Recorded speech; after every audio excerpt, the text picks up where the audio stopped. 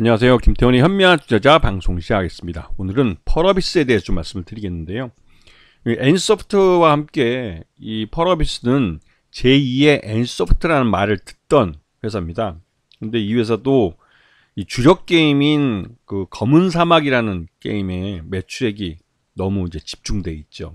이건 이제 이 N소프트보다 더 심한데요. N소프트 같은 경우는 이 리니지라는 게임을 다양한 또 리니지2나 또 리니지 월드나 다양하게 이제 리니지 자체의 세계관을 확장하면서 나름대로 신작 게임이라고 부를 수 있는 그런 리니지의 확장판 그런 게임들을 내놓고 성공을 시켰습니다. 그러면서 자연스럽게 이 리니지라는 게임의 오리지널에서 그 다음 리니지2나 또 그 리니지 모바일 쪽으로 넘어갈 수 있는 이런 게이머들의 이 신작 게임에 대한 열망을 만족시켜주면서 외연을 확장해 갔다면 이 펄어비스는 여전히 검은 사막에 집중되어 있는 상황이죠. 신작이라고 2부라는 게임을 발표를 하긴 했는데 그것도 한 7, 8년 전 얘기고요. 그 다음에 이어서 할 만한, 그러니까 이 펄어비스라는 게임 회사를 말할 때 대표적으로 내놓을 만한 게임은 아직까지는 없는 상태입니다. 이 말씀은 여러분들이 많이 들어봤을 붉은 사막이라는 이 게임은 아직까지 작년 여름에 원래 런칭하기로 했다가 이게 1년 정도 연기가 됐습니다. 근데 그렇게 연기한 이유는 여러 가지 뭐 완성도를 높인다 뭐 이런 말이 있겠지만 어디까지나 그 N소프트가 신작 게임을 발표하고 나서 망가지는 걸 봤기 때문에 보다 좀 더 공을 들여서 게임의 완성도를 높이고, 이거는 이제 그 표면적인 얘기고 솔직히 좀 자신이 없었던 거죠. 왜냐면 이 검은 사막하고 다른 그런 그 게임이지만 그래도 이 사막이라는 그 단어를 공유하는, 제목에서 이제 더 공유하는 그런 게임이다 보니까 이게 너무 같다고 내부적으로 생각한 그런 사람들도 많았던 것 같습니다. 그러다 보니 내부적으로 요번에 런칭을 해서 두들겨 맞기보다는 1년 정도 더 개발을 해서 그 완성도를 더 높인 다음에 시장에 런칭하는 게 어떻겠냐는 의견들이 내부에서 더 강했던 것 같습니다. 지금 이 펄어비스라는 회사는 이 검은 사막이라는 회사 그 게임을 갖고 지난 10년 동안 먹고 살았습니다. 근데 이 검은 사막이라는 게임도 10년이나 되다 보니 PC에서 모바일로 또 넘어가고 모바일을 넘어서 이제 콘솔 게임까지 확장을 했지만 이제 성장성에는 한계를 나타내고 게임이 아주 빠르게 노후화되고 있습니다. 그 사이에 발표한 이브라는 게임은 중국에서 히트를 쳤지만 이게 중국 내에서만 히트를 쳤을 뿐 그 다음 다른 나라에서는 별로 재미를 못 봤습니다.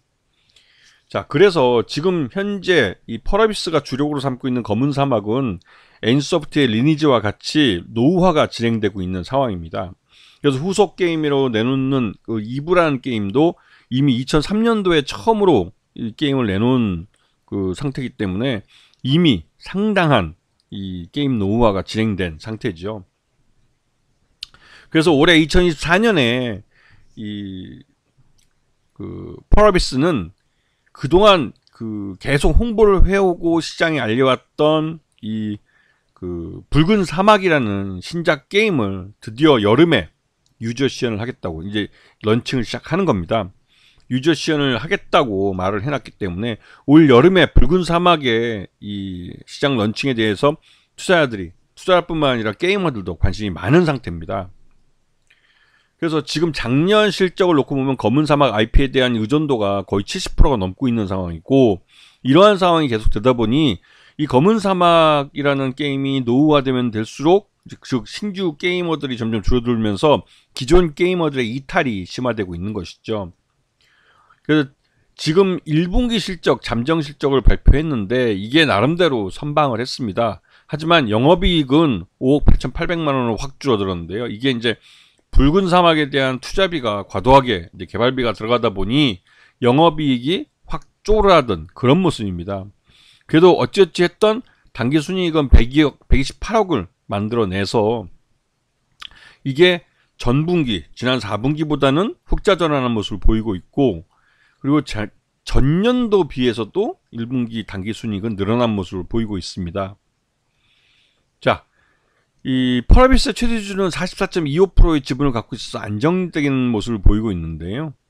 이게 이제 말 그대로 이제 그 처음 개발자들, 같이 창업을 한 친구들하고 지분을 같이 함께 갖고 있는 것이기 때문에 이 지분이 움직일 것 같지는 않습니다. 하지만 이게 그동안 주가가 많이 하락을 해서 이 붉은 사막이라는 신작 게임이 시장에 런칭했을 때 그때 이 게임이 뭐 그대로 그 흥행에 실패한다면 이 중에서 뭐 최대주 제외하고 나머지 특수관계인들은 일부 팔고 나갈 수도 있겠죠. 그래도 단일 최대주인 그러니까 이제 36.66%나 갖고 있기 때문에 어느 정도 경영권은 안정되어 있는 회사라고 볼 수가 있습니다. 그래서 지금 펄어비스가 작년 여름에 이 붉은 사막을 런칭하기로 했다가 이거를 철회하면서 주가가 그 이후로 계속 흘러내렸습니다. 이게 이제 지난 4월 16일 날 26,600원을 찍을 때까지 주가가 계속 흘러내렸었고, 올해 이제 그 작년 실적을 발표하면서 2024년 계획에 붉은 사막을 올 상반기 중에 올 여름 시즌에 이 일반 유저들이 사용할 수 있도록 일단 그 유저들을 대상으로 일부 소수의 유저들을 대상으로 오픈해주겠다. 이제 런칭을 시작하겠다라는 의사를 시장에다 표했죠. 그게 나오면서 이제 주가가 반등 나오기 시작한 겁니다. 왜냐면 이 붉은 사막이라는 게임 자체가 오랫동안 개발비를 투자해서 개발을 해온 작품이기도 하고 이 붉은 사막에 대해서 일부 동영상을 풀어준 게 나름대로 투자자들한테 많은 관심을 끌게 됐고 또 게이머들도 기대감을 갖고 있는 그런 게임이기도 합니다. 그러다 보니 펄어비스의 이런 신작 게임에 대한 기대감, 이 기대감이 주가를 밀어 올리고 있는 것이죠. 항상 말씀드리지만 신작 게임이 나오기 전까지 기대감으로 주가는 오릅니다. 이거는 NC소프트에서도 신작 게임이 나오기 전에 기대감으로 주가를 밀어 올린 것을 여러 번 목격할 수가 있습니다. 하지만 중요한 건 이걸 그 시장에 런칭을 했을 때, 신작 게임을 런칭했을 때 그 첫 달에 이 게임에 대한 이 사용 평가, 이 리뷰들이 올라오면서 그리고 이제 이게 말 그대로 흥행할 수 있다 아니다가 확실하게 결정이 나버리는 거죠. 그렇기 때문에 펄어비스가 이 실적이 그러니까 펄어비스가 이제 붉은 사막을 공개했을 때 올 여름에 그때까지는 기대감만으로 펄어비스의 주가가 밀어 올려질 가능성이 있어요. 그게 뭐 중간에 뭐 등락은 좀 있겠지만 올 여름에 그 붉은 사막에 그 오픈할 때까지는 이 기대감으로 주가가 밀어 올려질 가능성이 있습니다. 1분기도 최소한 그 영업이익은 지켜냈고 적대로 돌아서지 않았기 때문에 그리고 펄어비스가 이 붉은 사막을 오픈할 때 그때 가서야 마케팅 비용이 본격적으로 발생을 하기 때문에 그때까지는 이제 개발도 어느 정도 마무리됐기 때문에 비용이 절감될 수가 있습니다. 그래서 2분기 때는 그 비용 절감을 통해서 영업이익도 플러스로 돌려놓을 수, 그러니까 영업이익도 더 이제 증가시킬 수 있기 때문에 그러한 기대감이 주가를 밀어올릴 가능성은 높은 것이죠. 하지만 이 실제로 가장 중요한 건 이 붉은 사막이라는 게임이 시장에 런칭된 다음에 이 게이머들의 평가입니다. 그 NC소프트의 신작 게임들이 이 런칭한 이후에 게이머들의 반발로 또 실망감 이런 것으로 인해서 주가가 계속 흘러내린 것을 기억하고 계셔야 되는 겁니다. 그래서 펄어비스는 지금 일단은 지금 뭐 그 주가가 단기간으로 급등했더라도 그 부분에서 차익 시장 매물이 나와서 좀 등락을 보일지 몰라도 전체적으로는 우상향하는 차트를 이 붉은 사막이라는 게임을 오픈할 때까지 이어갈 가능성이 큰 상황이죠.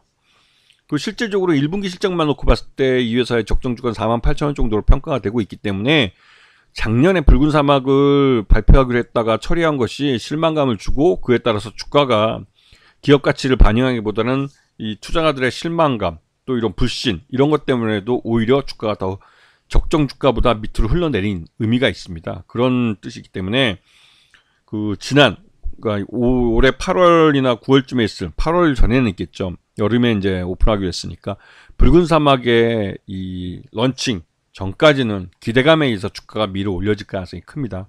이런 부분들은 일반적인 다른 게임들에서도 똑같이 발견되는 상황이기 때문에 이 펄어비스에서도 비슷하게 나타날 패턴이 될 가능성이 큽니다. 이런 걸 보시고 장기적으로 진짜 승부는 이 붉은 사막이라는 게임이 오픈한 다음이라는 걸 인식하시고 좀 이 펄어비스라는 종목에 대해서 관심을 좀 갖고 계시는 게 좋을 것 같습니다. 자, 오늘 방송 여기서 마치겠습니다. 감사합니다.